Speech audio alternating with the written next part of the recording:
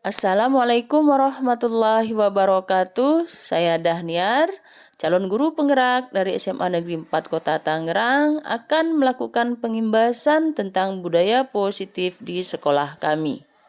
Budaya positif di sekolah sangatlah penting untuk mengembangkan anak-anak yang memiliki karakter yang kuat, sesuai profil pelajar Pancasila. Peran seorang pemimpin pada sebuah institusi dalam menggerakkan dan memotivasi warga sekolah agar memiliki, meyakini, dan menerapkan visi atau nilai-nilai kebajikan yang disepakati sehingga tercipta budaya positif yang berpihak pada murid. Demikian juga dengan warga sekolahnya. Setiap guru dan tenaga kependidikan memiliki kompetensi standar minimal di mana mereka memiliki kesamaan visi serta nilai-nilai kebajikan yang dituju, serta berupaya mewujudkannya dalam pembelajaran yang aplikatif yang mengupayakan pemberdayaan murid agar dapat menjadi pembelajar sepanjang hayat. Menumbuhkan semangat untuk menggali dan mengembangkan potensi siswa-siswi yang berkarakter kuat, mandiri, dan merdeka. Inilah yang menjadi tujuan saya untuk menggerakkan murid, serta segenap tatanan komponen sekolah untuk berbagi pengetahuan, wawasan, dan pengalaman saya dalam materi budaya positif di SMA Negeri 4 Tangerang. Tujuan pengimbasan ini dilakukan yaitu membentuk budaya sekolah dengan berfokus pada kebutuhan murid dan pertumbuhan karakter positif, menumbuhkan semangat untuk menggali dan mengembangkan potensi siswa-siswi yang berkarakter kuat, mandiri, dan merdeka, menumbuhkan rasa saling menghargai diri sendiri dan orang lain, menumbuhkan karakter murid melalui budaya positif di sekolah, di kelas, pada proses belajar mengajar, menumbuhkan sikap tanggung jawab pada diri murid atas pemilihan aspirasi idenya melalui kesepakatan kelas, mengembangkan inisiatif yang tinggi pada diri murid. Tolak ukur pelaksanaan pengimbasan budaya positif di SMA Negeri 4 Kota Tangerang dapat dilihat dari Kepala sekolah mendukung terciptanya budaya positif di sekolah. Teman sejawat memahami makna budaya positif dan menerapkan budaya positif. Siswa memahami dan meyakini kesepakatan kelas serta menerapkan budaya positif. Siswa berubah karakternya dari identitas gagal menjadi identitas sukses. Kemandirian, disiplin, dan peduli peserta didik di rumah, persentase sejumlah 90% sampai 100% murid melaksanakan kesepakatan kelas dengan baik. Untuk melaksanakan pengimbasan budaya positif di SMA Negeri 4 Kota Tangerang ini, hal yang pertama kali yang saya lakukan adalah berkoordinasi dengan tim komunitas praktisi untuk melakukan pengimbasan budaya positif kepada rekan guru. Kami sebagai calon guru penggerak adalah sebagai koordinator dan kami lakukan pada tanggal 22 Agustus 2022. Selanjutnya, kami berkoordinasi dengan kepala sekolah pada tanggal 25 Agustus 2022 dan kami melaksanakan pengimbasan budaya positif kepada rekan guru pada tanggal 5 September 2022. Dukungan yang dibutuhkan dalam proses pengimbasan budaya positif ini adalah yang pertama murid. Dalam pembuatan kesepakatan kelas, murid terlibat di dalamnya agar dalam pelaksanaannya murid tidak merasa terpaksa. Yang kedua, orang tua. Kerjasama dengan orang tua tentang kesepakatan kelas dan proses penerapan budaya positif ketika di rumah. Ketiga, kepala sekolah. Kepala sekolah berkolaborasi dalam menghubungkan keterlibatan dengan teman sejawat. Keempat, teman sejawat. Penerapan budaya positif tidak dapat berdiri sendiri, tetapi saling berkolaborasi semua kekuatan yang ada, di antaranya teman sejawat. Selamat menyaksikan video pengimbasan budaya positif di SMA Negeri 4 Kota Tangerang. Assalamualaikum warahmatullahi wabarakatuh.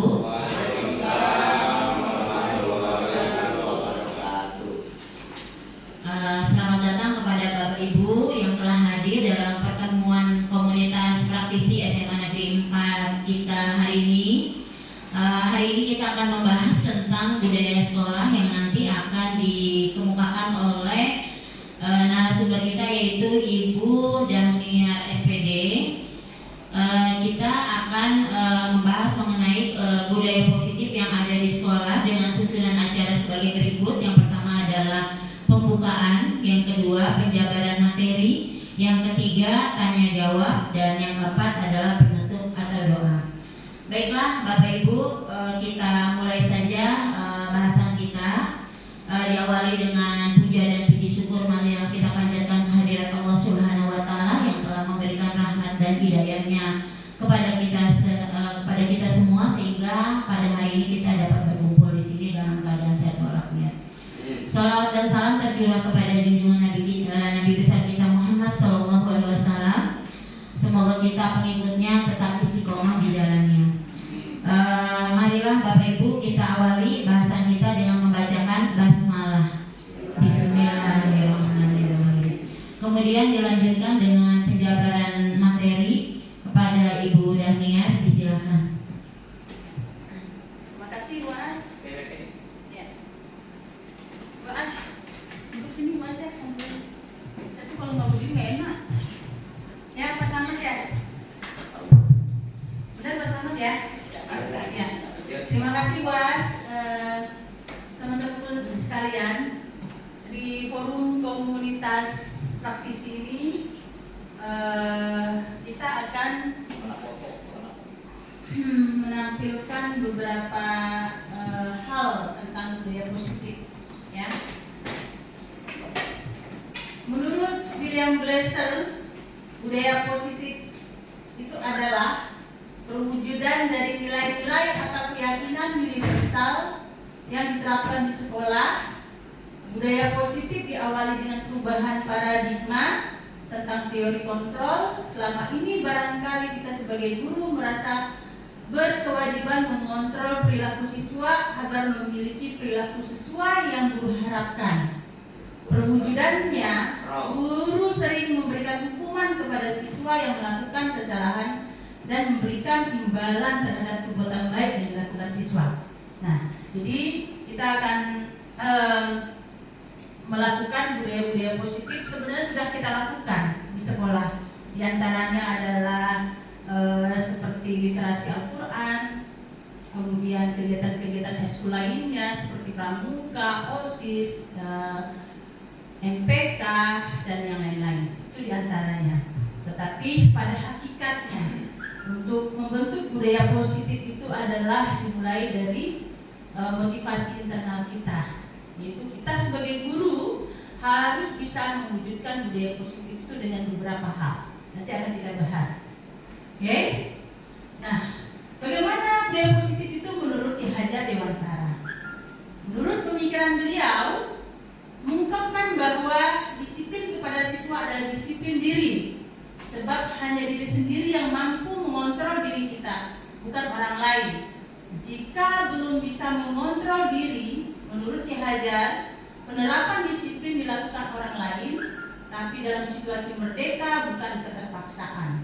Artinya, siswa sendirilah yang menginginkan dirinya menaati peraturan sesuai dengan keyakinan universal atau keyakinan sekolah dan kelas. Pada intinya, sekolah sudah mempunyai yang kita sebut dengan peraturan sekolah. Sebelum siswa itu menjadi siswa SMA Negeri 4 Kota Tangerang, mereka sudah menandatangani yang di atas materai itu, Bapak Ibu ya, bahwa itulah peraturan kelas kita atau budaya positif dan keyakinan sekolah yang harus mereka patuhi. Tapi bagaimana penerapan keyakinan sekolah itu kita berlakukan kepada siswi kita, itu perlu beberapa strategi yang harus kita lakukan. Lanjut bahas. Nah, bagaimana kita menciptakan budaya positif di sekolah kita? Yaitu yang pertama, warga sekolah saling mendukung. Ini yang paling penting. Kita tidak bisa melakukan sendiri, perannya masing-masing dalam mewujudkan lingkungan positif di sekolah. Kemudian yang kedua adalah saling belajar, tercipta kebiasaan-kebiasaan baik. Nah, kita makanya di komunitas praktisi ini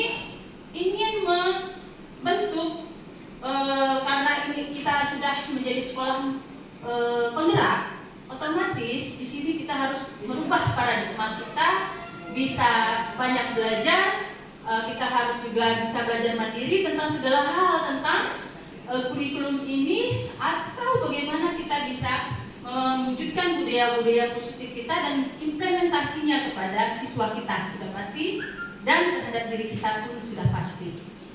Kemudian saling bekerja sama sehingga tercipta kebiasaan-kebiasaan baik. Nah, ini ada kaitannya yang dengan nomor 1 tadi, yaitu kolaborasi.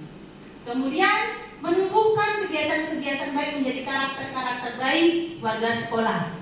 Dari peraturan-peraturan yang telah kita bikin, keyakinan-keyakinan sekolah yang telah kita punya, diharapkan itu akan menjadi sebuah kebiasaan sehingga karakter baik sekolah terwujud. Kemudian karakter-karakter dari kebiasaan baik akan membentuk sebuah budaya positif. Kalau ini sudah tercapai, luar biasa sekali ya. Kita merasakan bahwa kita itu adalah guru merdeka, guru bahagia, kita sukses bersama dengan siswa dan seluruh stakeholder yang ada di sekolah. Oke. Nah, bagaimana sih penerapan budaya positif di SMA Negeri 4 Kota Tangerang? Apakah telah efektif? Apakah masih perlu ditinjau kembali? Apa sesungguhnya arti dari disiplin itu sendiri? Dan apa kaitannya dengan nilai-nilai kebajikan?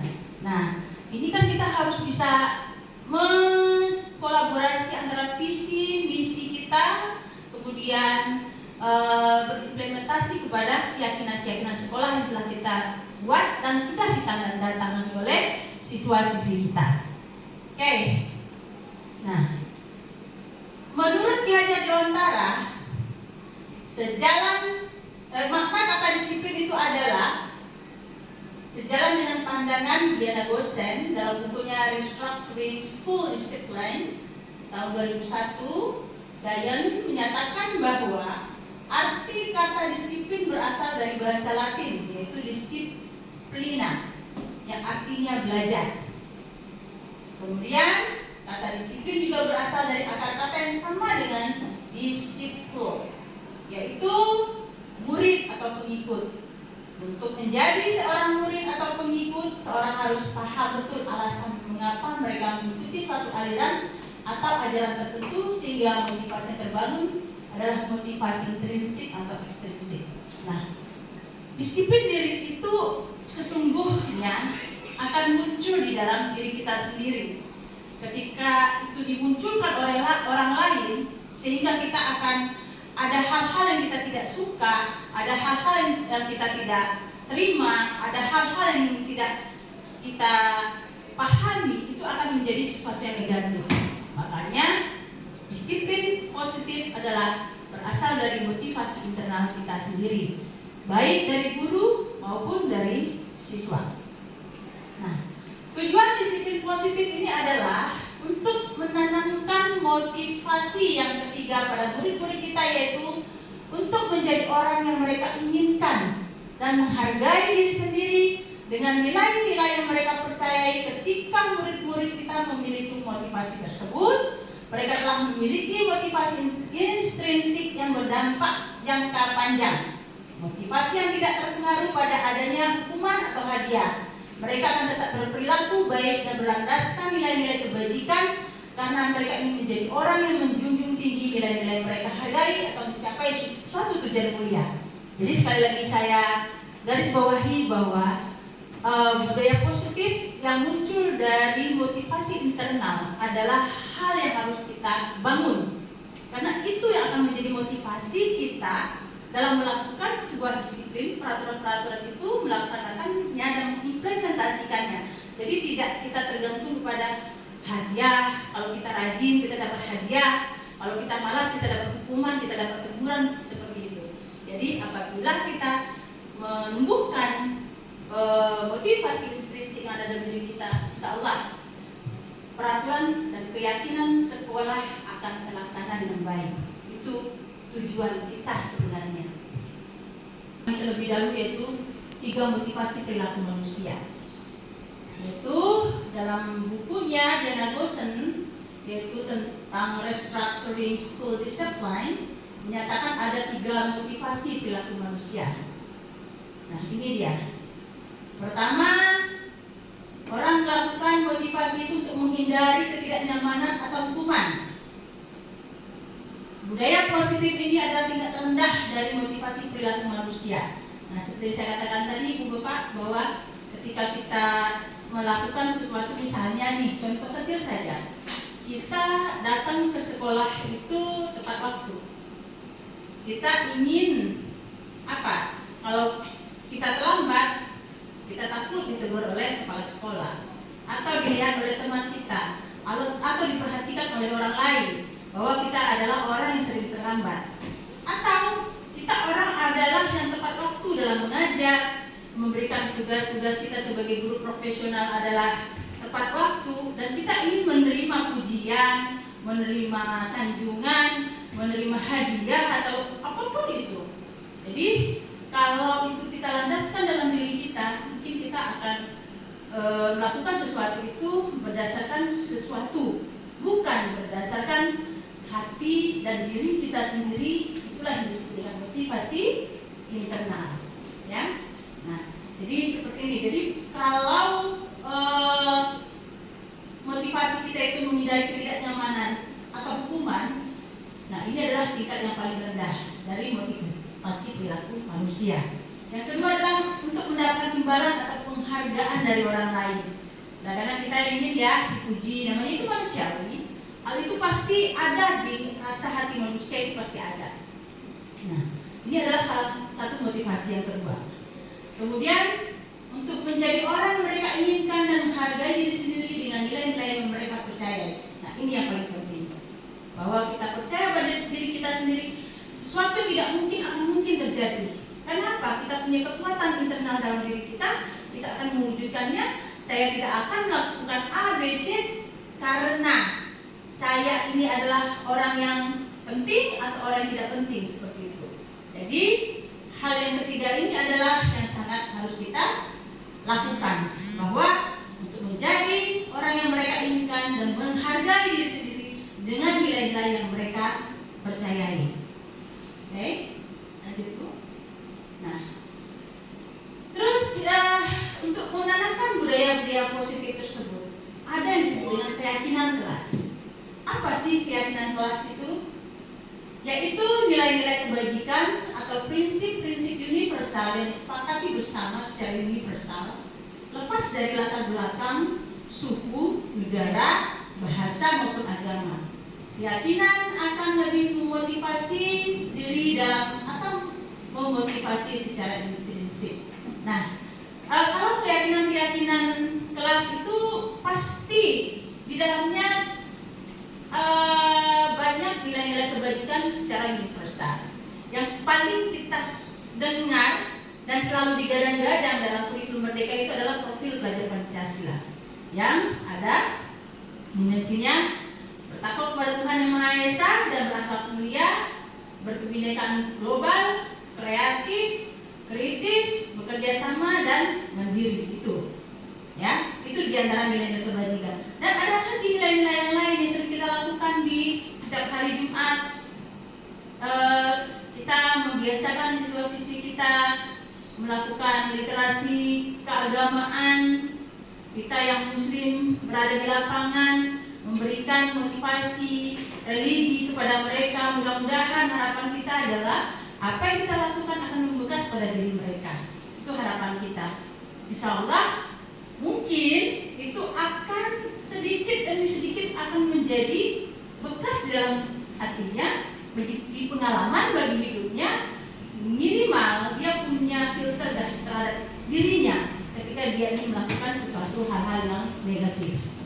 Kemudian keyakinan kelas itu harus bersifat lebih abstrak daripada peraturan yang lebih rinci dan konkret. Nah, kalau kita di kelas biasanya ketika kalau saya ya Ibu Bapak ya, setelah kita melakukan asesmen non-diagnostik dan asesmen diagnostik non-kognitif, saya membuat sebuah keyakinan kelas.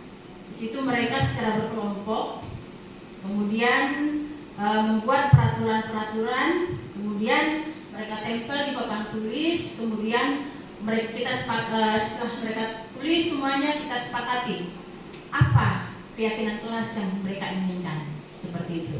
Dan abstrak ya, dan konkret, peraturan yang lebih rinci dan bersifat lebih abstrak daripada peraturan yang lebih rinci dan konkret. Yang kedua adalah keyakinan kelas berupa pernyataan universal yang dibuat dalam bentuk kalimat positif. Nah, ini biasanya kan kita tidak boleh terlambat seperti itu. Itu kan sangat kita hindarkan. Datang tepat waktu. Kelas itu kita secara komitmen bersama-sama dilaksanakan untuk kebaikan kelas itu bersama juga. Dan pembuatan keyakinan melibatkan semua warga kelas melalui kegiatan curah pendapat. Nah, itu yang tadi seperti saya ceritakan. Kelas saya bagi kelompok, mereka menulis di kertas keyakinan kelas mereka seperti apa. Ya, Ibu lanjut. Nah, inilah contoh penerapan keyakinan kelas yang saya laksanakan. Ini 10.7 ya. Ini 10.3 yang di atas dibuat. Ini adalah keyakinan saya wali kelas mereka. Ya. Kelas 10.5 buas di atas lagi ya. Ini 10.6 adalah saya selaku wali kelasnya. Itu yang kita hasilkan dari kesepakatan yang kita ambil bersama. Udah nanti buas. Nah, ini juga 10.7, ini 11.7 dan ini 11.8. 10.3. 10.7, 10.3 dan 11.7. Ini contoh-contoh pelaksanaan menumbuhkan, menanamkan dan menciptakan keyakinan kelas, sehingga setelah keyakinan atau peraturan-peraturan kelas itu kita buat, diharapkan mereka akan berkomitmen dan melakukan. Dan Ibu Bapak, namanya anak-anak itu kan harus kita selalu ingatkan. Ketika mereka melanggar, kita langsung, ini adalah keyakinan kelas kita, ini yang kita komitmenkan bersama. Keyakinan kelas dibuat dari kalian, untuk kalian, oleh kalian. Kalau saya sebagai guru hanya sebagai fasilitator kalian, ayo kita komitmen bersama-sama untuk mewujudkan keyakinan kelas ya, telah kita rancang bersama. Oke. Nah, dari keyakinan kelas itu ya telah kita rancang. Hal yang paling mendasar yang harus kita pahami adalah 5 kebutuhan dasar manusia. Ketika 5 kebutuhan dasar manusia ini sudah tercapai, kita pahami semua anak didik kita, insya Allah apa yang mereka inginkan mungkin akan lebih gampang kita raba, kita rasa dan kita terapkan kepada mereka. Yaitu yang pertama, teori ini berdasarkan William Glasser ya. Di sini kebutuhan bertahan hidup ya. Kebutuhan bertahan hidup itu atas survival, ada kebutuhan yang bersifat fisiologis untuk bertahan hidup, misalnya kesehatan, rumah dan makanan. Kita pahamilah siswa kita latar belakangnya seperti apa. Rumah masih ngontrak, akan ada tinggal di jembatan, yang bapaknya tambal ban, luar biasa kalau kita ceritakan ya latar belakang siswa kita. Hal-hal seperti itu kan harus kita perhatikan, latar belakang siswa-siswi kita. Ketika kita memahami kebutuhan apa yang dia butuhkan, sehingga kita akan lebih paham, lebih dekat kepada siswa kita, dan akan lebih nilai-nilai manusia itu akan muncul di sana. Kemudian kedua adalah kasih sayang dan rasa diterima, kebutuhan untuk diterima. Kebutuhan ini dan ketiga kebutuhan berikutnya adalah kebutuhan psikologi, kebutuhan untuk disayangi dan diterima, meliputi kebutuhan akan hubungan dan koneksi sosial, kebutuhan untuk memberi dan menerima kasih sayang, dan kebutuhan untuk merasa menjadi bagian dari suatu kelompok. Ketika anak itu merasa diperhatikan oleh kita, terus ada intensitas keep and touch kita kepada siswa, mungkin itu yang akan menjadi sebuah rasa buat mereka bahwa kita menyayangi mereka, bahwa kita peduli sama mereka. Apabila kita lakukan itu, mungkin akan muncul pendekatan kita kepada siswa. Mereka akan merasa nyaman dengan kita, mereka merasa terlindungi karena kasih sayang itu kita berikan kepada mereka. Yang ketiga adalah penguasaan kebutuhan pengakuan atas kemampuan.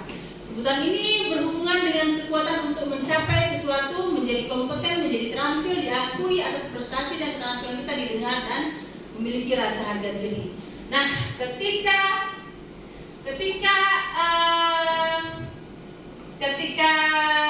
siswa kita punya keberhasilan, punya kemampuan lebih, nah itulah dibutuhkan apresiasi, ya. Apresiasi ini kan sangat penting, Bu Bapak, ketika anak itu telah melewati apa yang kita inginkan, mereka akan merasa bahwa saya merasa dihargai, atau dengan begini saja, very good atau excellent kalau saya di dalam bahasa Inggris, ya, memberikan penghargaan kepada mereka, akan ada rasa bahwa dia dihargai. Dan dengan teman-teman yang ada pada saat itu, dia merasa luar biasa perasaan yang dirasakan. Nah, itu akan berefek sekali, Bapak, ketika kita merasakan bahwa kebutuhan terhadap pengakuan terhadap diri mereka itu kita apresiasi. Kemudian kebebasan, yaitu kebutuhan akan pilihan. Kebutuhan untuk bebas adalah kebutuhan akan kemandirian, otonomi, memiliki pilihan sebagai guru, sebagai menuntun arah mereka ke arah yang lebih baik, sehingga mereka akan menuju kesuksesan mereka sesuai dengan harapan mereka dan harapan kita sebagai guru.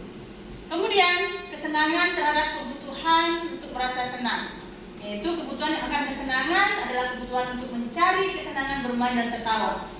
Bisa bayangkan ya Pak, kalau anak ketawa, riang, apalagi gak ada guru, udah di lapangan main bola, padahal gurunya ngajar, nah itu kan rasa senang mereka. Dan kita nggak tahu kebutuhan apa yang sedang mereka penuhi pada saat itu, sehingga kita kadang-kadang marah aja. Apa yang kamu lakukan? Kamu nggak tahu ibu lagi ngajar, bla bla bla dan segala macam. Kalau kita berdialog, duduk bersama dengan dia, kita menyelami dia, insya Allah solusi itu akan ada. Dan untuk selanjutnya, dia akan merasa malu ketika lakukan itu lagi atau sesuatu hal yang negatif yang salah dengan kita, begitu. Nah, kemudian selain kita memahami kebutuhan dasar siswa, ya, Pak Joko, restitusi ini sangat penting, ya. Restitusi adalah sebuah cara menanamkan disiplin positif pada murid. Restitusi adalah proses menciptakan kondisi bagi murid untuk memperbaiki kesalahan mereka, sehingga mereka bisa kembali pada kelompok mereka dengan karakter yang lebih kuat. Nah, ini sebuah ilmu yang baru, Ibu Bapak, mungkin kita nggak tahu dulu ya, tapi mungkin kita sudah melakukannya, cuman istilahnya kita nggak paham. Jadi restitusi ini dilakukan di mana kita mengembalikan siswa kita itu ke dalam netralisasi mereka. Artinya ketika kita melakukan restitusi, dia merasa nyaman, merasa bisa diterima di kelompoknya. Kesalahan-kesalahan yang sudah mereka lakukan akan menjadi sebuah pengalaman hidup bagi dia dan menjadi cambuk bagi hidupnya untuk kedepannya menjadi orang yang lebih baik. Kemudian restitusi juga adalah proses kolaboratif yang mengajarkan murid untuk mencari solusi untuk masalah, membantu murid berpikir tentang orang seperti apa yang mereka inginkan dan bagaimana mereka harus memperlakukan orang lain. Ini menurut Chelson dan Wilson tahun 1996. Restitusi membantu murid menjadi lebih memiliki tujuan disiplin positif, memulihkan dirinya setelah berbuat salah. Penekanannya bukanlah pada bagian berperilaku untuk menyenangkan orang lain atau menghindari ketidaknyamanan, namun tujuannya adalah menjadi orang yang menghargai nilai-nilai kebajikan yang mereka percaya. Nah, hal ini mungkin sering sekali dilakukan oleh guru BK, ya, Bu Ani, Bu Endang dan Bu Kopong. Ya, ini kan sudah dilakukan, cuma kan kita baru tahu istilahnya. Dan nanti akan ada langkah-langkah dalam restitusi itu sendiri. Oke. Nah, ciri-ciri restitusi itu adalah yang pertama, restitusi bukan menebus kesalahan, namun untuk belajar dari kesalahan.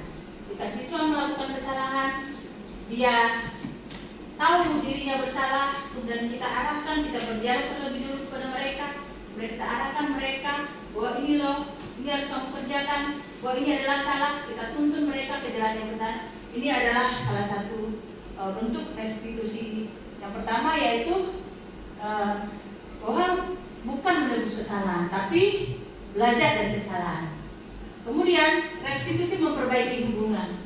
Kalau kita bicara anak yang punya masalah, pasti mereka merasa diri mereka terancam, ya, dengan pertanyaan-pertanyaan yang membabi buta kita lontarkan kepada mereka, dengan ancaman-ancaman yang diberikan kepada mereka.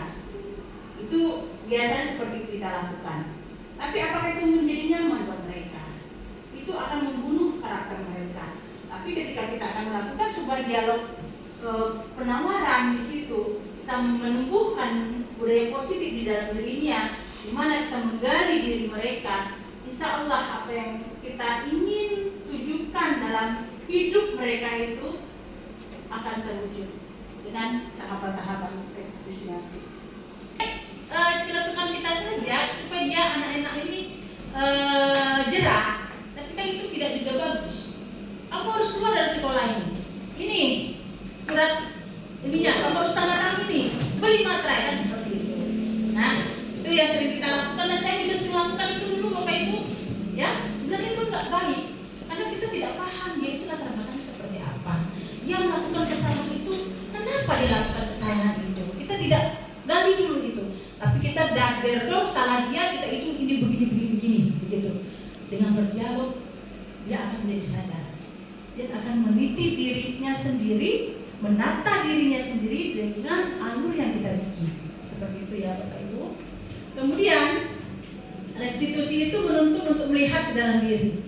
Ketika kita berikan arahan-arahan kepada dia, dia akan merasakan, oh bahwa saya salah, saya harus begini ya Miss, saya harus begini ya Miss. Ya, kemudian bagaimana harus kamu lakukan? Apa yang akan kamu lakukan terhadap diri kamu? Bagaimana masalah itu akan kamu pecahkan dalam diri kamu? Dia akan memberikan solusi terhadap dirinya, Ibu Bapak, kalau kita bisa menuntut itu. Kemudian restitusi mencari kebutuhan dasar yang mendasari tindakan. Ketika kita memahami siswa itu latar belakangnya dia melakukan, kita berdialog, akan tahu kita dia melakukan itu kenapa sih? Pasti ada, ya. Dengan berdialog kepada anak tersebut. Restitusi diri adalah cara yang paling baik, ya. Restitusi fokus pada karakter bukan tindakan. Jadi bagaimana kita menumbuhkan karakter positif kepada siswa, bukan tindakan-tindakan kita lakukan yang selalu menyalahkan mereka, selalu menyudutkan mereka, selalu membuat mereka adalah seseorang yang merasa bersalah. Kan selama ini itu yang kita rasakan, yang kita lakukan terhadap siswa-siswi kita. Dan kita pahamilah bahwa siswa-siswi kita ini adalah anak zonasi yang motivasinya rendah, tapi bukan itu yang menjadi acuan kita, tapi kita harus paham mereka. Kemudian restitusi fokus pada solusi, restitusi menguatkan, restitusi mengembalikan murid yang berbuat salah pada kelompoknya. Intinya adalah bagaimana kita membuat siswa yang merasa bersalah, membuat kesalahan kembali kepada dirinya dan kembali kepada kelompoknya, diterima di lingkungannya sendiri dengan nyaman. Itu intinya. Oke.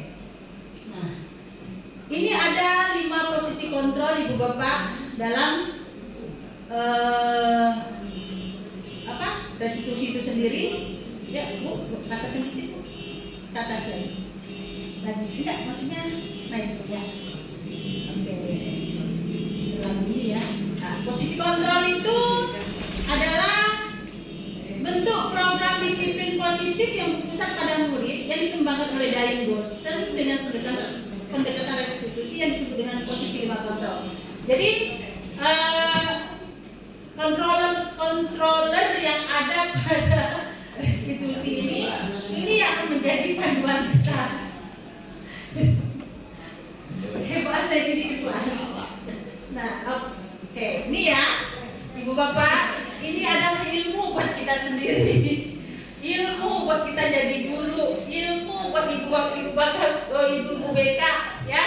Nah, yang satu adalah kita sebagai penghukum, yang kedua pembuat merasa bersalah, ketiga itu teman, yang keempat adalah pemantau, yang kelima adalah manajer. Kira-kira kita ini ada di posisi yang mana? Sebagai penghukum kah? Sebagai pembuat rasa bersalah kah? Sebagai teman kah? Atau sebagai pemantau kah? Atau sebagai manajer? Nah, apa sih tipikal sebagai penghukum itu? Tunggu Buas.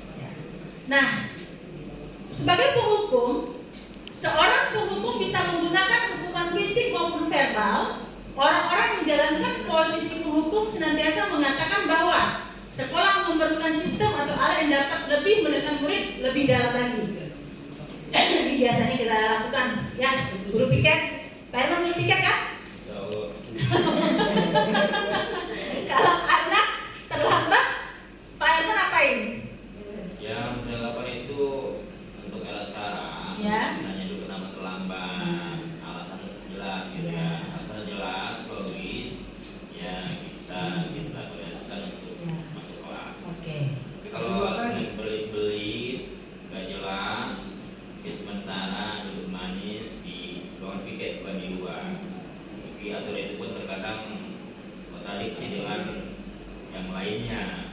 Ujung-ujungnya ya udahlah silakan siapa yang Akhirnya tergantung kepada siapa yang piket pada saat itu ya Pak. bukan. Enggak, maksud saya begini, piket hari Senin, hari Selasa, hari Rabu sampai Jumat berbeda-beda karakter. Oke? Harusnya gini sekalian dengan yang ini ya. Jadi kalau memang tugas piket itu 3 orang, dia melakukan katakanlah solusi gimana nanti terlambat dengan kondisi yang ada, udah tugas piket aja. Ya. Jadi tidak ada yang kata lain lagi di luar piket. Mungkin boleh luar piket kalau memang kenyataannya anak itu diberikan tempat dalam pelayanan untuk mendisiplinkan diri bila dia disampaikan itu ya. Nah, itu nanti ada pimpinan lain ya itu silakan. Sementara untuk piket masih. Oke. Kadang-kadang kan gini Bapak Ibu, walaupun hukuman yang kita berikan adalah positif. Dulu ya sering ya Bu Andi ya, kita anak yang terlambat kita suruh baca Quran ya. Kamu berwudu, baca Quran. Versi kita mah bagus. Tapi itu kan tidak bagus karena menghukum mereka bahwa kalau saya terlambat saya harus baca Quran. Itu hukuman. Nah, kita ingin menumbuhkan budaya positif internal yang ada dalam diri mereka, bahwa mereka yakin peraturan sekolah ini begini dan saya harus laksanakan peraturan itu. Dan itu harus kita selalu mengingatkan bahwa budaya-budaya positif yang ada di sekolah kita, disiplin positif yang ada di sekolah kita ini harus kita sepakati bersama, di mana keyakinan itu akan muncul dari diri mereka sendiri bahwa saya adalah anak yang melanggar peraturan. Itu emang susah, tapi budaya itu harus kita lakukan bersama-sama Ibu Bapak. Harus kolaborasi. Kalau BK saja melakukan nggak bisa, atau saya saja melakukan nggak bisa. Contohnya gimana Bu? Solusinya bagaimana? Ya kita harus duduk bareng Bu, harus merubah semua yang ada di KTSP kita dalam pelayanan siswa. Itu harus kita duduk bareng sehingga konsep-konsep itu jelas. Dan ketika piket hari Senin harus melakukan yang sama, piket sampai Jumat pun sama. Jadi tidak belang-belang. Saya punya pengalaman. Ya, silakan Bu. Minggu lalu saya sudah share materi pelajaran. Kita minggu depan akan mempelajari materi ini. Silahkan kamu pelajari. Itu video YouTube saya berikan. Ketika pas pelaksanaannya pada hari ini, kita sekarang akan mempelajari materi kalau ya, pengertian kalau mereka bisa lah menjawab. Ketika ini kita akan membuktikan, terima kasih. Kita akan membuktikan bahwa teori itu benar atau salah. Ada benda, ini dan lain sebagainya, bla bla bla lah ya. Nah, sekarang ini ada benda. Kalau benda ini kita panaskan, berarti naik suhunya akan naik. Benda yang naik suhunya itu memerlukan apa? Mereka tidak bisa jawab. Satu kelas tidak ada yang bisa jawab. Sampai anak yang saya harapkan bisa jawab pun tidak bisa. Terus kemarin tempoh hari dipelajari tidak, mereka diam. Nah, itu solusinya bagaimana? Tidak hanya di situ konten kita mengajar. Kalau mengajar, mungkin kita itu yang mengajar materi bisa. Misalnya saya ngajar bahasa Inggris, pulang belajar bahasa fisika. Ketika ketika Bulan mengatakan hal seperti itu, yang namanya anak kan pasti apa yang kita harapkan, tujuan pembelajaran kita pada hari itu tidak tercapai Bulan. Tapi kita jangan putus asa Bulan. Sebagai guru kita menuntun mereka. Makanya ketika sebelum kita melakukan pembelajaran, kita membuat keyakinan kelas tadi yang saya katakan. Jadi ketika mereka melakukan sesuatu yang tidak diharapkan atau tidak sesuai harapan, kita kembalikan. Ini pengalaman saya juga Bulan. Ketika saya katakan kepada mereka, ayolah, kita kan sudah bikin kesepakatan kelas, apakah kalian akan memungkiri kesepakatan yang kita bikin bersama-sama loh?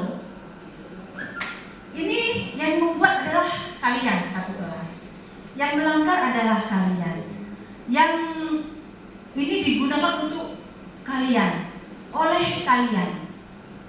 Ini bagaimana? Mereka diam Bulan. Mereka merasa bersalah. Nah, inilah tugas kita sebagai guru, selalu mengingatkan. Nah, misalnya seperti yang Bulan lakukan tadi, mungkin tujuan pembelajaran itu kita ulang di minggu depan.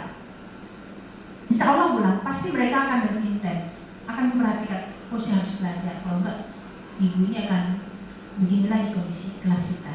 Jadi ketika keyakinan kelas itu sudah kita bangun bersama-sama dan kita berkomitmen bersama-sama, apa kita capai sudah tercapai. Tapi harus sabar Bulan.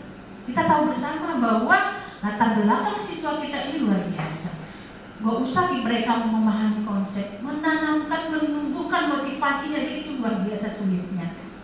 Dan ketika kita memahami mereka Bulan melalui diagnostik tes yang dilakukan oleh BK, itu satu, kita telaah itu. Kemudian kita lakukan diagnostik tes non kognitif pelajaran kita sendiri, kita akan melihat. Apalagi tidak refleksi Bulan, itu kalau ada anak yang menyanjung kita itu luar biasa kita. Ini guru memberikan penilaian-penilaian positif, ibu harus begini besok, ibu harus lakukan ini. Di situ ada komplain-komplain mereka terhadap saya. Jadi itulah sebagai refleksi perbalik buat diri kita dan perbalik buat diri mereka. Jadi seperti itu Bulan. Tapi memang tadi setelah saya beri waktu lebih kurang 10 menit, silakan browsing apa yang diharapkan dari konsep itu. Mereka mencari sih, setelah mencari baru tahu jawabannya. Mereka sebetulnya malu sendiri ya. Karena jawabannya sebetulnya simpel, memerlukan kalau. Ya Allah, kita mau mempelajari kalau tapi tidak tahu jawabannya. Kira-kira Itulah tugas guru Bulan, dan kita harus sabar, meninggikan rasa sabar kita, memendam rasa emosi kita. Kalau kita emosi rugi banget deh, karena kondisi anak sekarang kita paham lah, mereka adalah fase D, mereka adalah fase D bukan fase E, tapi dikondisikan harus fase F, fase E dan fase F, karena emang wayangnya yang sudah di fase F, karena pasca pandemi luar biasa siswa-siswa kita ini, ya, dan memang harus menjadi simpanan kita sebagai guru untuk memetakan mereka dalam pengetahuan kita, tapi tidak kita letakkan mereka di dalam kelas, sehingga pembelajaran diferensiasi itu akan muncul. Oke, selanjutnya ya Bapak Ibu. Nah, dari restitusi tadi inilah yang penghukum pertama. Yang kedua adalah pembuat rasa bersalah. Pada posisi ini biasanya guru akan bersuara lebih lembut, membuat rasa bersalah dan menggunakan keheningan yang membuat orang lain merasa tidak nyaman, bersalah atau rendah diri. Nah, di sini kadang-kadang statement kita ini, kamu gimana sih, seperti ibu katakan tadi, ibu udah capek-capek loh ngajar hari ini, masa kamu gak dapet apa-apa? Kamu gak kasihan sama ibu udah capek banget. Tapi apakah siswa mengerti ibu bapak? Tapi di dalam diri mereka akan muncul rasa bersalah. Oh, saya harus lebih baik, saya harus bisa menempatkan diri saya sebagai siswa yang baik supaya harapan ibu itu tercapai. Kan seperti itu. Kemudian selanjutnya adalah sebagai teman.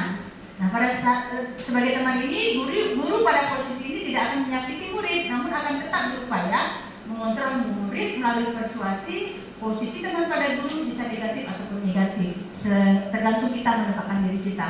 Ketika ibu bapak ada paham ya, menuntun mereka ke arah yang baik, itu kan tugas kita. Pendidik itu luar biasa. Makanya semangat buat teman-teman saya ya, jadi guru itu dan kita yang sangat mulia deh. Ya, saya kalau diceritain itu terus saya nangis lagi.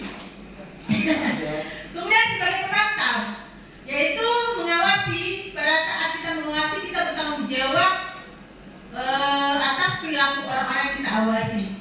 Posisi pemantau berdasarkan pada peraturan dan konsekuensi. Biasanya kalau pemantau itu dia melihat, oh kamu harus sesuai target saya ya, pembelajaran kita begini, kamu harus dapat nilai 70, kamu dapat 70, kamu harus begini, dan kamu harus sesuai dengan arahan ibu ya. Jadi dia pantau terus anak itu supaya sesuai dengan harapannya. Dan yang paling terakhir inilah posisi yang lebih baik, yaitu sebagai manajer, yaitu sesuatu bersama dengan murid. Ke atas sedikit Bos. Nah, posisi di mana guru berbuat sesuatu bersama dengan murid, mempersilakan murid mempertanggungjawabkan perilakunya, mendukung murid agar dapat menemukan solusi atas permasalahannya sendiri. Nah, jika kita menjadi seorang manajer, kita menempatkan diri kita berada di posisi mereka, bahwa kita menyayangi mereka, bahwa kita memperhatikan mereka, bahwa kita mengapresiasi mereka, bahwa kita paham latar belakang mereka itu seperti apa. Insya Allah Bu, kita akan cita-cita kita kan pengennya jadi guru idola ya Bu Asia ya, iya kan? Kalau kita jadi idola di kelas, ya Allah, betapa bangganya kita itu. Ketika kita maaf ya anak-anak, ibu nggak bisa masuk karena ibu ada rapat. Ya Bu, pengen begitu tuh kayaknya agak susah ya. Tapi banyak hore, gitu ya. Itu kenyataan. Nah, setelah saya lakukan beberapa restitusi, saya membuat keyakinan kelas, saya merasa bahwa diri saya ada dirindukan oleh anak-anak di kelas. Tuh. Tapi kita harus kerja keras Ibu Bapak untuk menjadikan kita ini adalah guru yang dirindukan oleh mereka. Kita harus kerja keras, dan itu sangat payah dan susah. Dan kita harus berubah paradigma kita menjadi guru yang baik dan profesional. Saya ulangi saja. Oke, lanjut Bu Aska. Kita nonton dulu ya Ibu Bapak, ini lucu kalau ditonton karena ada macam-macam dengan variasi yang dikontrol tadi. Ya Bu Aska.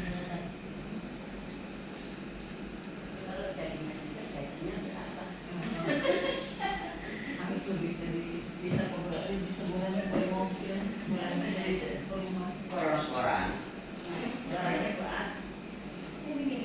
Speakernya mana?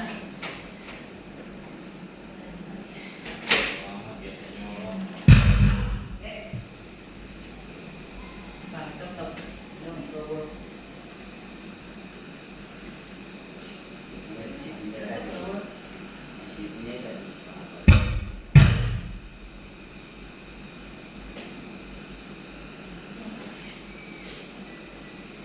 Volumenya di mana Nis? Nah itu volume.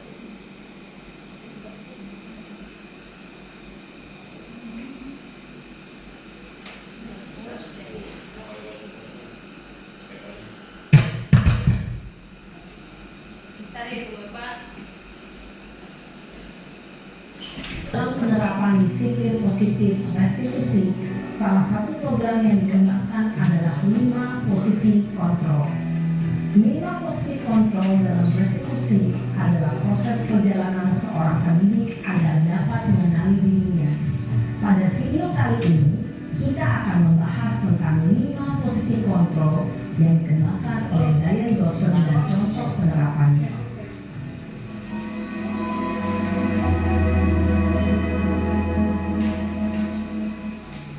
Lima posisi kontrol itu adalah 1. Posisi penghukum, 2. Posisi pembuat merasa bersalah, 3. Posisi teman, 4. Posisi pemantau atau monitor, dan 5. Posisi manajer. Untuk lebih memahami kelima posisi tersebut, mari kita saksikan kasus Naren yang terlambat hadir 20 menit di sekolah dan melihat bagaimana kelima posisi kontrol dalam menghadapi masalah tersebut.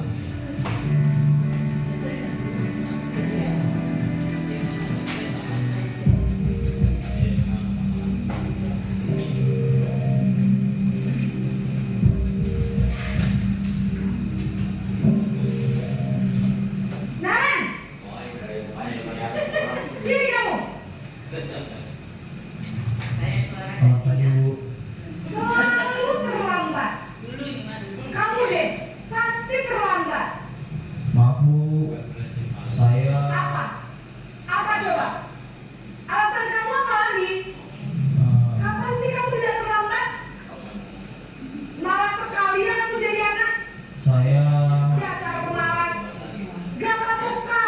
sih kamu? Sudah berapa kali terlambat?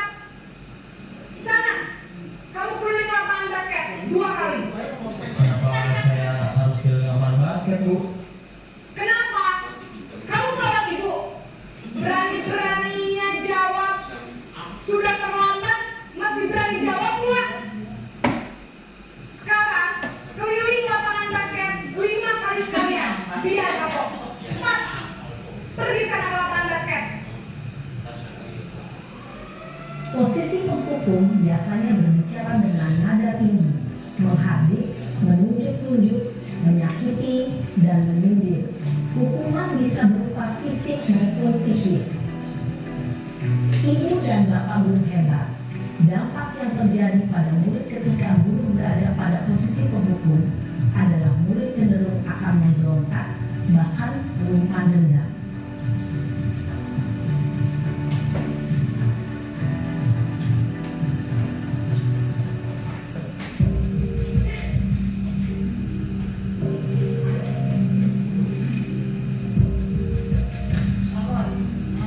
Mana ya nadanya beda? Naren,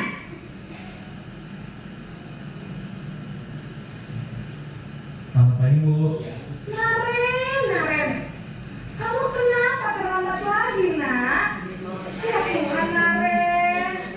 Kamu senang ya bikin ibu susah ya? Kalau kamu terlambat lagi, nanti ibu yang ditegur bapak kepala sekolahnya. Disangka ibu tidak bisa membina kamu. Duh, gimana ini? Maaf, Bu. Duh, Gusti Naren. Kamu suka ya kalau ibu ditegur bapak kepala sekolah? Terus, sekarang ibu harus tulis apa yang di buku absen? Ini kamu jelasnya terlambat loh. Ibu harus apa coba? Maaf, Bu. Maaf sekali. Ya sudah, lain kali jangan bikin ibu susah lagi ya nak ya. Ibu tidak akan kuat lagi kalau kamu gini terus. Bisa jantungan kalau ibu tegur bapak kepala sekolah. Sekarang cepat ke kelas. Maaf ya, Bu. Maaf sekali. Posisi pembuat rasa bersalah berbicara dengan nada tenang, cenderung lembut. Namun kata-kata yang diutarakan membuat murid merasa menjadi orang yang gagal, memandang buruk dirinya sendiri, merasa tidak berharga, dan tidak sanggup membahagiakan orang lain. Ketika guru mengambil posisi pembuat rasa bersalah, murid akan menganggap dirinya yang bersalah dan ia akan menyimpan emosi negatif tersebut di dalam dirinya.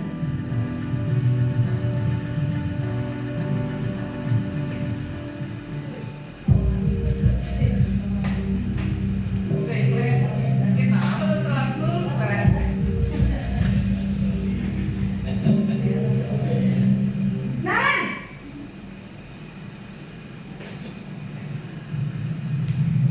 Selamat pagi, Bu.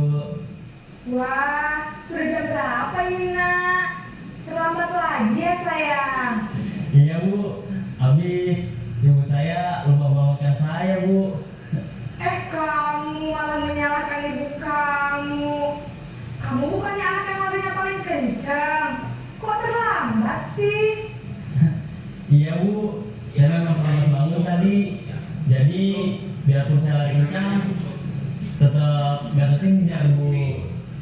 Ya sudah sana. Nanti lain kali larinya lebih kencang lagi ya. Biar gak terlambat lagi. Bikin seneng ibu. Demi ibu. Bisa kan? Bisa lah, Bu. Ya sudah sana masuk kelas. Ibu beresin urusan absen kamu. Kamu ini ada-ada saja. Dalam posisi teman, guru berbicara dengan nada suara ramah, akrab, cenderung bersenda gurau untuk menjaga suasana tetap santai. Murid akan merasa senang, aman, dan akrab dengan guru. Identitas yang tercipta adalah identitas sukses atau berhasil. Namun, perlu diingat, karena ini masih dorongan eksternal, maka ada faktor ketergantungan dari murid kepada orang tertentu. Di sini guru absennya, sehingga di lain waktu murid bisa berperilaku baik, namun hanya kepada orang-orang tertentu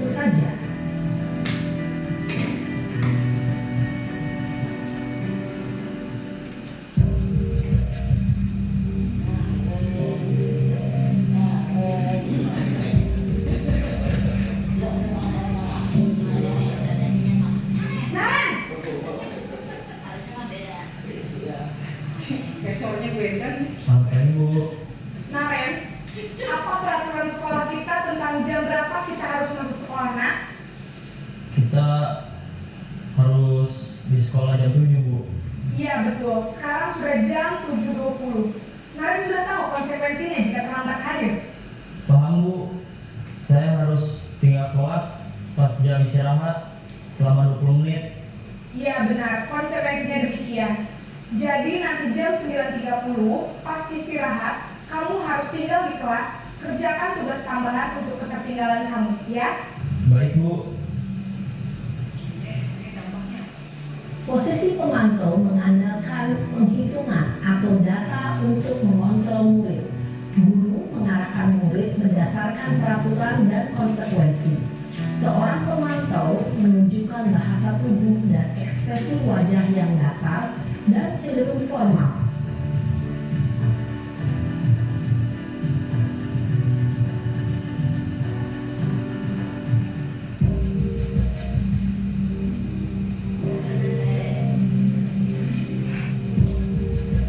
Ini bajunya gurunya nggak ganti-ganti. Hari itu doang. Sama beda-beda ya. Selamat pagi, Bu. Selamat pagi Naren. Maaf, Bu. Saya terlambat. Iya, sekolah masuknya jam 7, sekarang sudah jam 7.20. Jadi sekarang bagaimana ini Naren? Maaf, Bu. Saya lupa setel alarm saya semalam. Baiklah, menurut kamu, keyakinan sekolah yang mana yang perlu kamu tingkatkan?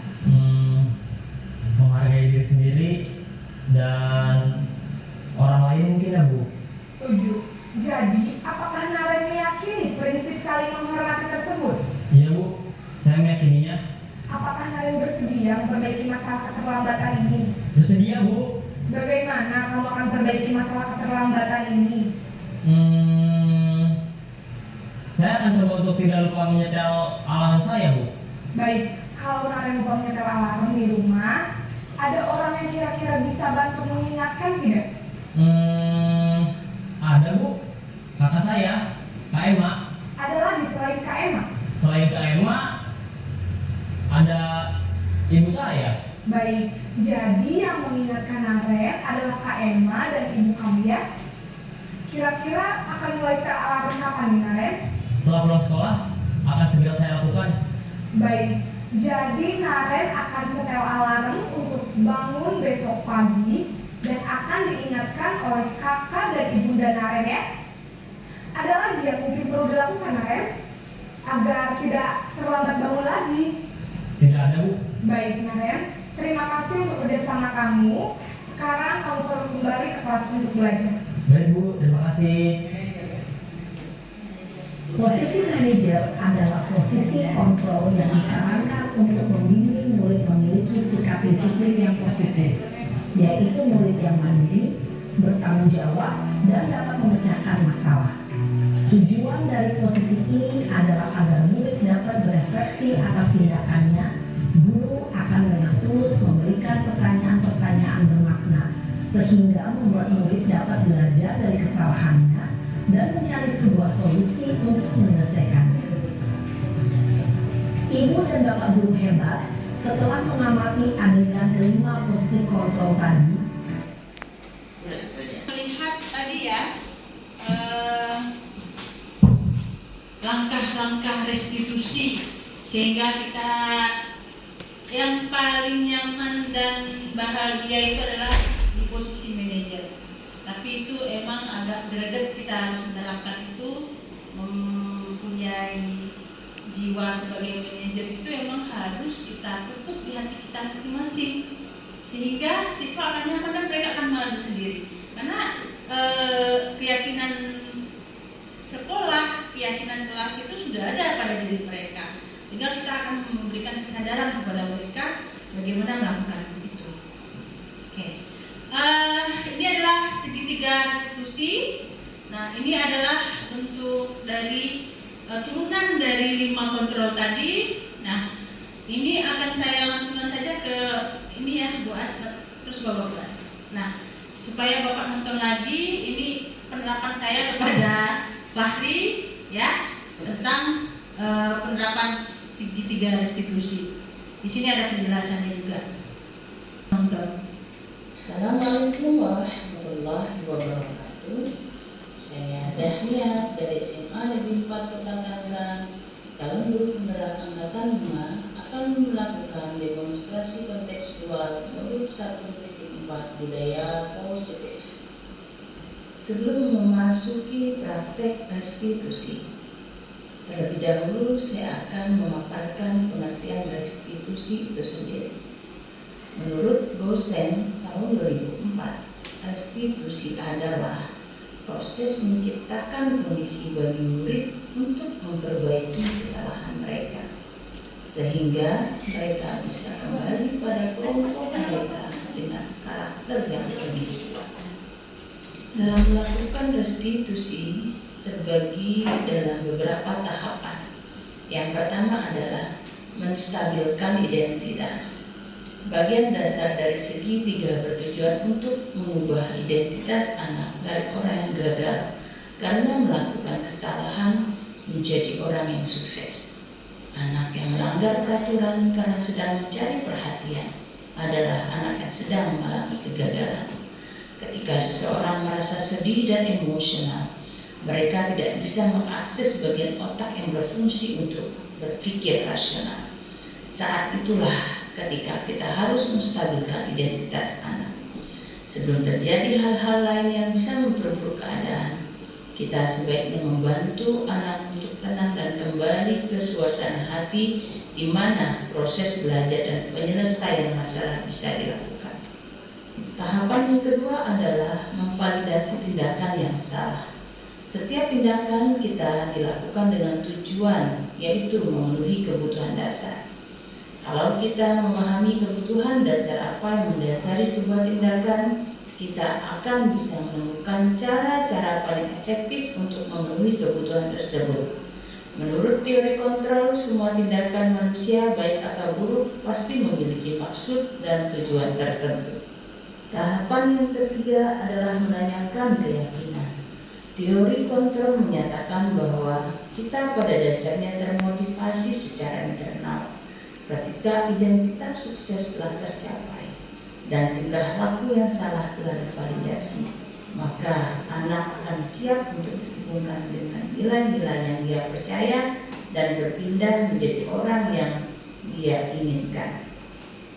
Skenario kasus yang akan saya angkat adalah Muhammad Fahri adalah siswa kelas 11-6 yang melanggar peraturan sekolah. Siswa tersebut pulang dengan melompat tembok sekolah dan tidak melaksanakan sholat Jumat di sekolah. Saya selaku wali kelas memanggil siswa tersebut dan melakukan restitusi dengan murid tersebut. Silakan menyaksikan video penerapan restitusi. Oke, mari kelas 11. Nah, kami ingin Fahri bercerita tentang apa yang telah Fahri lakukan dari diri. Silakan.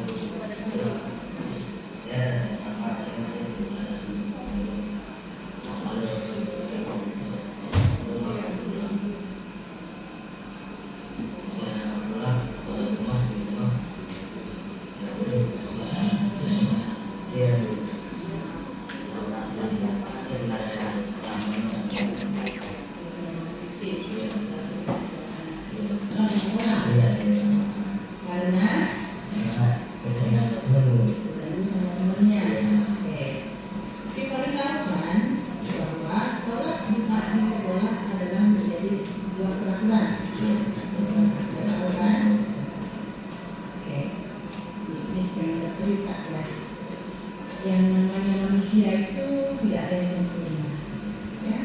Bisa yakin ketika kami melakukan itu, kami tahu resikonya, ya. Betul pasti dimarahi, pasti nanti dipanggil oleh wali kelas, wali BK, wali kesiswaan, dan seluruh tahun itu kan kami pertama bersekolah. Ya. Terus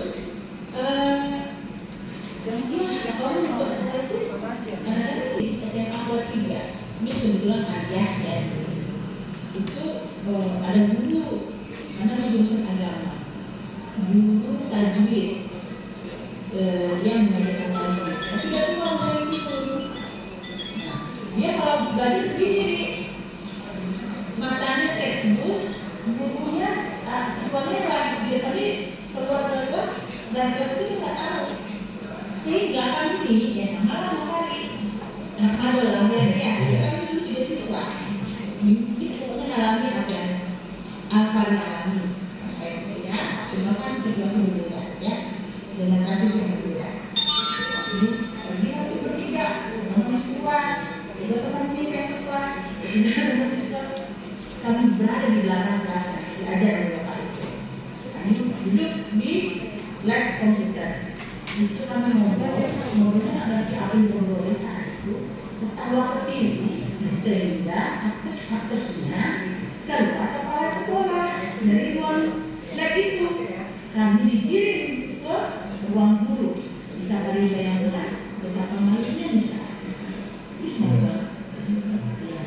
kalau pakai nggak langsung terbaca cuma kata masjid itu kan kalau bisa kata nggak pasang sama guru ditangkap dibawa ke ruang guru adilah nih waktu itu ya tapi Miss nggak merasa nggak merasa apa ya sampai guru itu menangis ditendang tapi Miss tidak masalah emang salah gitu tapi saat itu Miss pasrah karena Miss salah dia tidak bisa dibuat jadi tapi ada kajian yang Miss dapatkan saat itu banyak sekali bahwa salah satunya jadi terkenal nih jadi terkenal nih ya terkenal tapi nggak benar ya nanti sudah jadi terkenal saat ini kan dikenal oleh guru dikenal oleh BK kesiswaan oleh teman-teman siapa yang ngajak tazer Bandi kelas siapa wali kelas itu bawa lagi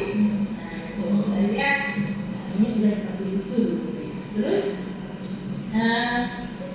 setelah itu Fahri kira-kira masalah Fahri terselesaikan nggak? Kenapa?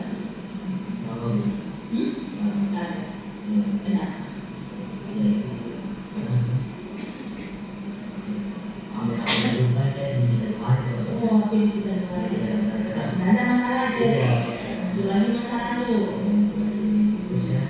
Saya buat saya bu, Ya.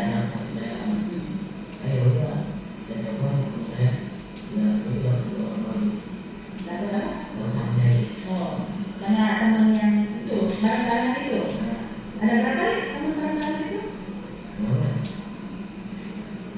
empat ini. Empat. Sekarang misalnya saat itu Fahri berusaha menjadi teman yang baik nggak pada diri Fahri? Saat itu ya, saat itu pada saat kami melakukan itu Fahri merasa menjadi teman yang baik nggak buat diri Fahri?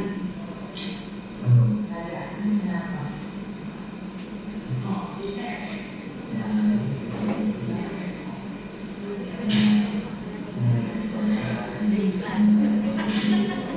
Fahri sadar ya, di situ Fahri sadar ya. Fahri dapat sisi positif dalam peristiwa yang ada. Oke. Padahal yakin Fahri bisa melakukan lebih dari itu. Ya, kalau apa? Loncat Ya lepas ini ya. itu ya, loncat tembok. Namanya kita kepengen madol ya nih. Istilah kata tembok setinggi apapun bisa kita ini dengan bantuan apa tuh nih? Diri kita sendiri dan dibantu oleh usaha kita dan satu misi ya nih ingin bebas dari sekolah dari teman-teman tadi ya. Oke. Kemudian pertanyaannya kenapa sih Fahri dari mana? Ya teman saya. Terus apa? memastikan dalam itu dalam itu tidak hanya rasa kita pengen teman sama teman yang jelas, tapi ada rasa kita sendiri sih. Coba kali itu ada rasa apa yang mau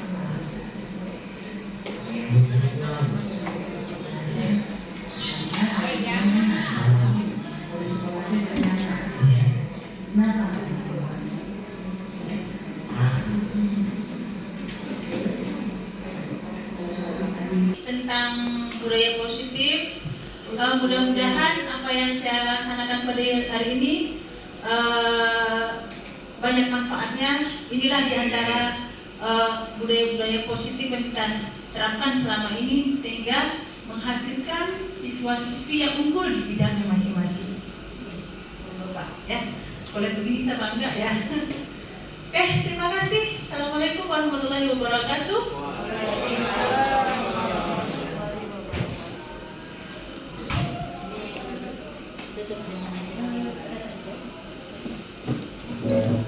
Teman-teman, setelah mendengar uraian dari Miss Daniel terkait tentang budaya positif, apakah ada yang ingin bertanya? Hai. Halo. Apakah ada yang ingin bertanya tentang budaya positif? Ada Bu. Silakan Bapak. Silakan, Pak Suherman. Mikro.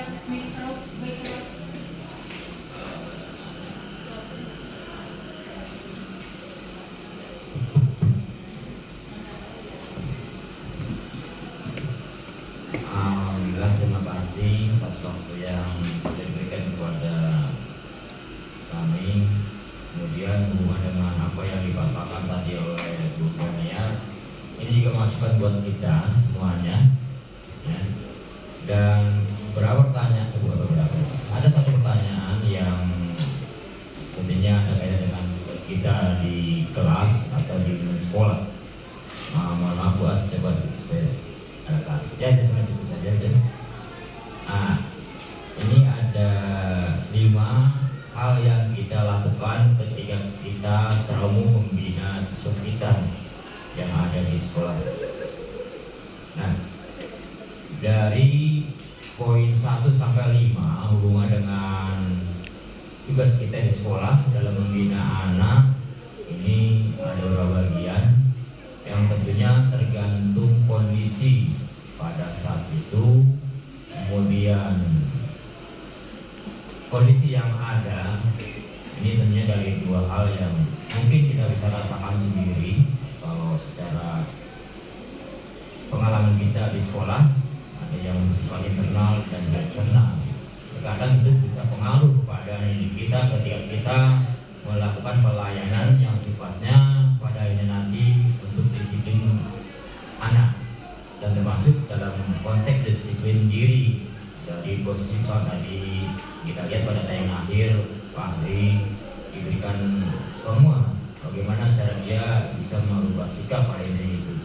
Pertanyaannya, dari poin 1 sampai 5 yang tentunya ini secara tidak langsung itu sebetulnya sudah kita terapkan.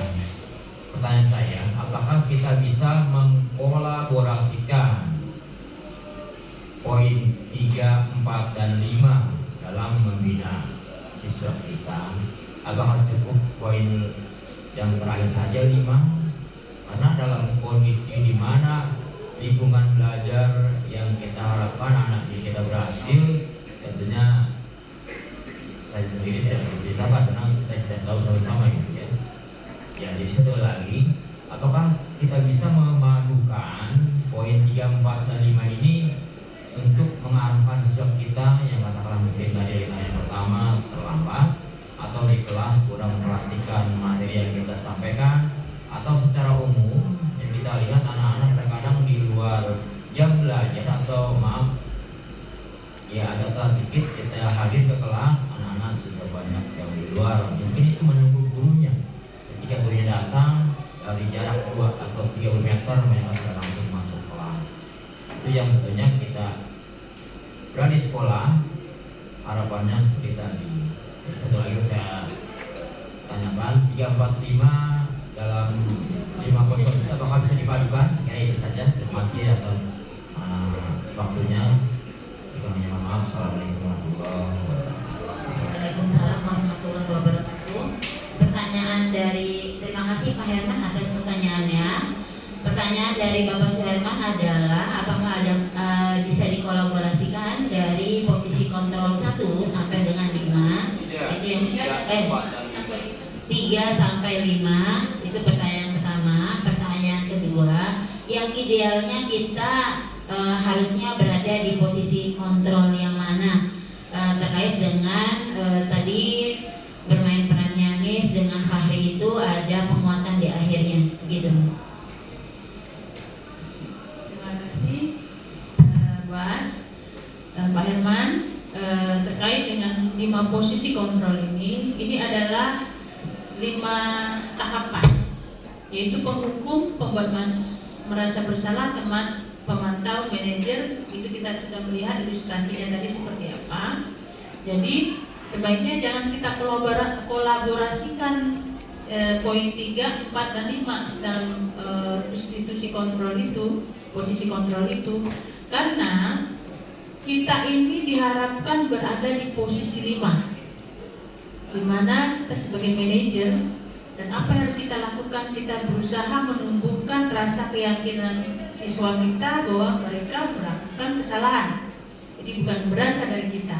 Kita hanya mengarahkan, menuntut mereka ke arah yang kita inginkan, sehingga dia tidak merasa dihukum, dia tidak merasa di posisi yang bersalah, atau ya kita seolah-olah kita ini harapannya terlalu tinggi kepada dia.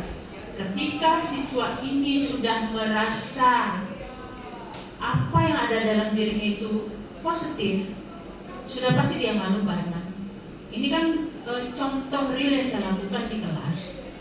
Ketika saya sudah menanamkan keyakinan kelas itu, mereka itu malu Pak Herman. Apalagi saya sudah nyampe ini, baru di bawah kita menuju kelas, kita bernaik, tapi mereka posisi di bawah minta izin dulu ke saya. Miss, saya mau ke kamar mandi dulu. Kenapa? Keyakinan kelas itu sudah kita bangun, dan kita punya komitmen bersama bahwa kita harus mematuhinya secara bersama-sama, berkomitmen bersama-sama sehingga stabilitas kelas itu terwujud. Yang kita harapkan kan lingkungan sekolah yang lebih luas. Alangkah luar biasanya kalau kita ini seluruh guru SMA Negeri 4 Kota Tangerang melakukan itu. Mungkin saya merasa dari diri saya sendiri bahwa kayaknya anak nyaman belajarnya di SMA 4. Karena kasus ada, tadi anak saya kebetulan ya, anak kelas 10-6 mau keluar sekolah dari SMA 4. Dia mau minta surat pindah. Tapi surat pindah itu kan dia aja menerima rapor. Kalau mau kan dia membuat surat pengunduran diri, itu kan gampang. Tapi kekurang pahaman dia tentang sistem, itulah seperti itu. Dan saya bertanya, kenapa nak kamu mau keluar? Kamu gak nyaman? Pembelajaran di sini terlalu tidak menyenangkan buat kamu? Ya, jadi dia nggak kuat. Jadi seperti itu Pak Ibu di sini. Tapi saya tetap menyarankan kepada dia, besok kamu datang lagi kepada orang tua kamu supaya enak clearing masalah. Jadi jangan keinginan kamu sendiri saja. Gitu Pak Iman, ya. Ya, itu ya Mama. Kalau intinya kita memang mengarah kepada poin 5, gitu ya. Namun dalam situasi yang bagaimana cara kita melakukan anak itu agar katakanlah terakhir yang diharapkan cita-citanya berhasil, kemudian dalam lingkungan belajar kondusif, ya saja langsung saya menerapkan tapi tidak digabung. Jadi ketika hari itu saya gunakan kontrol nomor 3, mungkin setengah jam berikutnya saya gunakan pemantau, dan padanya nanti sebagai manajer. Itu sesuai dengan kondisi yang ada. Itu yang saya lakukan secara tidak langsung. Tapi setelah ada hal yang seperti ini, memang sih harapannya kita dengan video yang tadi tayangkan, bagaimana halusnya bahasa seorang manajer yang harapannya ya katakan maaf tadi si korban si Naren gitu ya, terus si Naren kebetulan itu sudah dia sekolah lagi dan keluarga dalam nama yang Naren itu, tapi biar tidak terus. Harapannya Anda berpikir bagaimana solusi saya supaya tidak terlambat lagi, itu yang diharapkan. Mungkin dalam pesan-pesan yang ada manajer memang itu yang diharapkan. Bagaimana cara kita memberikan dan mengharapkan anak bisa terkondisikan dengan tujuan akhir mereka punya dulu. Kenapa terlambat? Kadang-kadang kita akan memorek keberadaan anak kenapa terlambat sampai akhirnya anak bisa perbaiki diri. Itu yang mungkin saya tidak langsung saya menerapkan kolaborasi tapi secara ada jeda gitu. Kira itu. Oke. Jadi 3 poin ke atas itu emang agak aman Pak Irman, boleh kita lakukan. Tapi saran tertinggi adalah kita melakukan bahwa kita adalah sebagai manajer, ya. Emang untuk menuntut anak kita tidak ada bosan-bosannya, tidak ada capek-capeknya. Memang itulah tugas kita, mengarahkan mereka ke jalan yang benar, menuntun mereka ke jalan yang benar supaya harapan kita tercapai, harapannya tercapai menjadi seorang siswa yang sukses di kemudian hari. Seperti itu. Ya, kan? Tapi saya tambahkan lebih sedikit saja untuk 3 poin yang ketiga itu, tapi jangan dilanjutkan karena dulu pengalaman saya ketika anak saya jadikan teman, betul saya kelasnya bukan hanya jadi teman, malah seolah-olah melunjak sih tidak. Jadi bagaimana ya, terlalu berlebihan gitu, terlalu berlebihan. Ya kita jajan lah diantaranya kata murid. Dan sampai akhirnya saya tanya, kamu ngapain? Kan bapak guru, kan bapak saya. Ya udah saya kata bapak saya sering-sering aja. Jadi jangan terlalu berlebihan lah kalau misalkan kita dalam posisi teman. Ini pengalaman saya dulu gitu ya. Terima kasih. Ya, terima kasih Pak Herman atas pertanyaannya. Memang dari awal tadi misalnya sudah kemukakan bahwa kalau posisi sebagai teman bisa sukses, bisa berhasil, tapi memang harus jangan terlalu sering gitu. Ya, kontrol jadi diri ya gitu kontrol diri supaya anak tahu posisinya dan kita juga bisa memposisikan diri kita dengan baik. Adakah lagi? Kalau tidak ada mungkin kita bisa baik Bu Ani, silakan.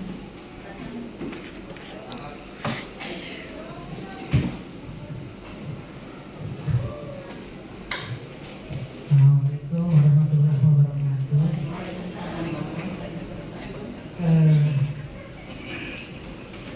Saya bersyukur ya, sekarang penanganan siswa sudah diketahui tahap-tahapannya. Saya memang beberapa waktu sebelum ada program ini, saya seperti ketarik gitu loh, ketarik menjadi kesiswaan separuh dari saya. Ya, saya melakukan banyak kesalahan, saya melakukan banyak pelanggaran dari latar belakang saya sendiri. BK itu nggak boleh menghukum, BK itu nggak boleh menggunting kamu, BK itu nggak boleh menggunting roh. Itu yang lalu-lalu sudah saya lakukan. Padahal saya diajari di kampus nggak boleh lakukan. Saya lakukan itu, ketarik. Sebelumnya saya nggak pernah lakukan selama saya di Makassar. Begitu saya masuk di sini, saya bilang yang mana yang orang Makassar ini? Saya di sini harus lakukan, ibu kok begitu? Ibu harus begini, harus begini, harus begini. Saya sekarang meriwayat diri saya yang berapa puluh tahun yang lalu sudah melakukan penzoliman terhadap latar belakang saya sendiri. Saya telah mengkhianati diri saya. Ini ada alumni BK asli di depan saya. Apa yang dia pelajari sekarang itu hanya berbeda digital, tapi dia masih memakai orang-orang pintar, orang-orang pendahulu filsuf dari BK dipakai juga sama anak-anak muda yang sekarang. Saya termasuk orang yang terharu waktu Bu Dahlia tadi nangis. Kenapa terlambat Bu Dahlia menyadari itu? Saya ingat beberapa waktu yang lalu, waktu Ilham anak saya masih sekolah di sini, kelas 1 waktu itu, karena badannya yang bagus, terus kelihatan bersih, terus anaknya guru, terus dikira dia pintar, dia ditunjuk KM. Jangan deh, karena saya tahu kemampuan Ilham. Dia ditunjuk wakil KM, jangan deh. Bukan saya tidak mendorong anak saya pada saat itu. Saya tahu kemampuan Ilham, tapi guru-guru tidak tahu kemampuannya Ilham itu. Dikira Ilham itu memang sengaja melakukan seperti anak-anak yang kurang ajar, gitu ya. Gurunya lagi ngajarin.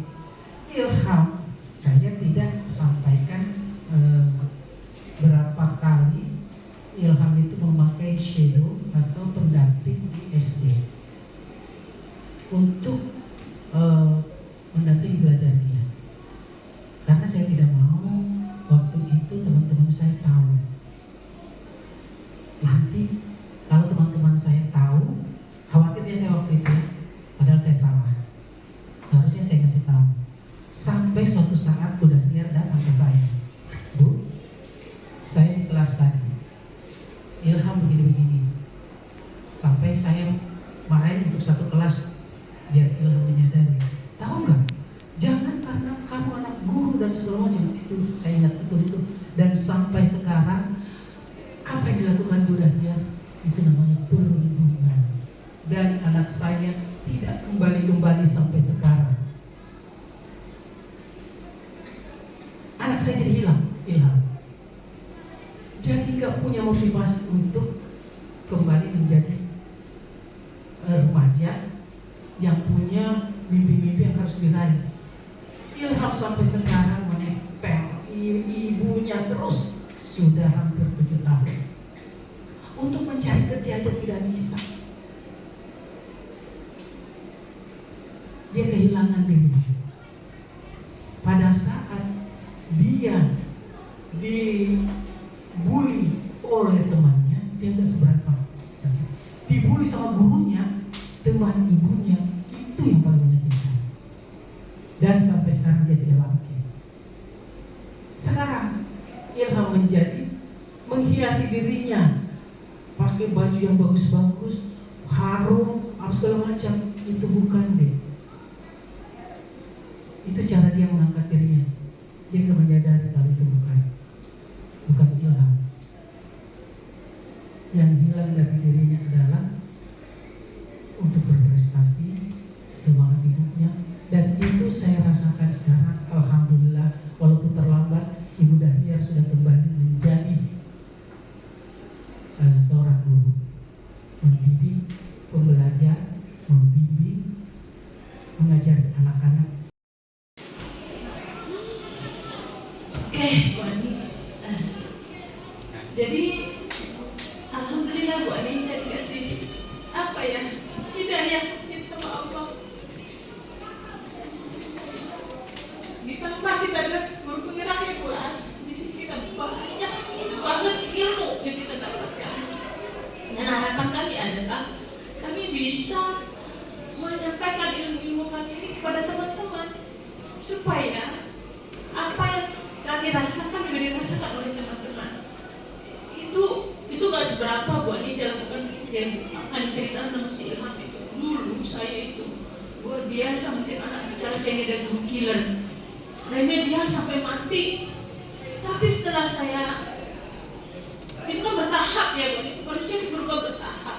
Ketika saya menjadi pramuka, itu sadar diri saya bahwa anak itu adalah bukan sebagai objek, mereka harus kita ubah, tapi bertahap. Dan ditambah lagi ketika saya menjadi guru penggerak ini Bu Ani, saya semakin mendekatkan diri kepada siswa. Artinya kalau di jadi antara kita jelek ya. Tapi ya itu pada intinya kita itu memberikan secara profesional kita itu guru itu apa sih? Apa yang dibutuhkan oleh anak kita? Nah itu yang menjadikan saya Bu Andi. Ya, mohon maaf saya minta ampun atau apa saya lakukan pada Ilham ya Bu Andi ya. Bukan tujuan itu pada intinya saya ikan, tapi karena kita tidak mengerti ilmunya saat itu berarti kita beranggapan bahwa kita adalah guru berhasil, kamu harus pintar bahasa Inggris, kamu harus mampu nih, harus mampu seperti itu. Tapi itu akan merubah paradigma saya ketika bisa menjadi guru penggerak ini. Alhamdulillah aku kasih daya, dan kami harapkan juga teman-teman kita di sekolah di SMA Negeri 4 ini mampu merubah paradigmanya.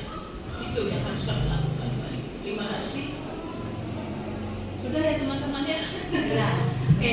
Terima kasih teman-teman atas supportnya. Ya inilah namanya pengalaman belajar yang harus kita lakukan bersama-sama. Ya, saya kembalikan kepada MC.